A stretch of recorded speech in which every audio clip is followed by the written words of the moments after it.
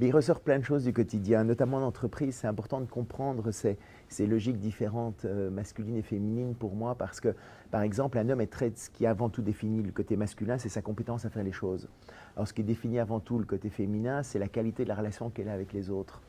Et c'est comme ça que les types de conversations ne vont pas du tout être les mêmes. En privé, par exemple, deux femmes parlent entre elles, vont se dire, ah, tiens, ton fils a eu la gastro, le mien aussi, comment ça s'est passé, je sais quel médecin il a été, et tout ça, et puis, ah, le mien aussi, et donc elles vont en fait se rapprocher en partageant des points communs par rapport à leurs expériences.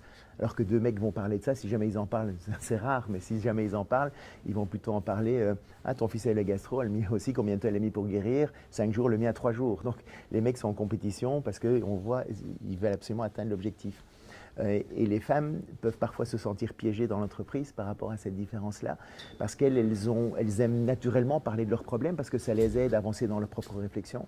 Et donc elles ne voient pas de mal de dire tiens, j'ai pas été capable de faire ça, parce qu'elles le partagent, et elles n'imaginent pas que quand un homme entend ça, lui, il met directement en cause la compétence de cette femme à le faire. Et donc très souvent les femmes se sentent piégées parce qu'elles sont naturellement plus ouvertes à parler de leurs problèmes et tout ça. Et ils ont aussi des difficultés, par exemple aussi un des gros trucs, c'est que les femmes sont généralement plutôt attentives aux autres et à leurs besoins. Et donc elles vont naturellement proposer leur aide de manière spontanée, même si l'autre n'en a pas besoin. Et c'est toute la beauté dans la relation féminine, justement, c'est de ne pas attendre, c'est de proposer son aide de manière spontanée, justement.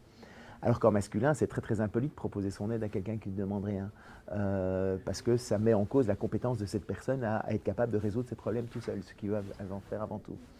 Et donc très souvent dans une entreprise, les femmes se disent mais il voit bien que j'aurais besoin, il voit bien tout ce que je fais et tout ça, il voit bien que j'aurais besoin de ça et ça, pourquoi il le propose pas, pourquoi il le fait pas de lui-même, pourquoi il vient pas m'aider spontanément. Et la logique de l'homme, c'est de dire tiens bravo, tant qu'elle se débrouille toute seule, c'est qu'elle se sent tout à fait compétente pour le réaliser. Et donc il peut y avoir de la frustration de part et d'autre par rapport à ces différences de fonctionnement.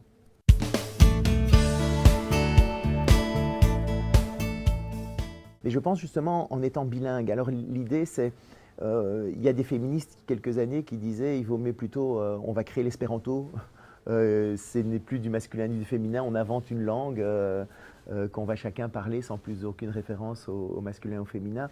Moi je pense que l'intérêt plutôt c'est de devenir bilingue, de pouvoir bien parler les deux langues, de voir justement, de pouvoir décoder, de pouvoir respecter, parce qu'il y a des avantages et des inconvénients dans les deux côtés, et c'est de pouvoir tirer le bon de chaque langage, de chaque langue.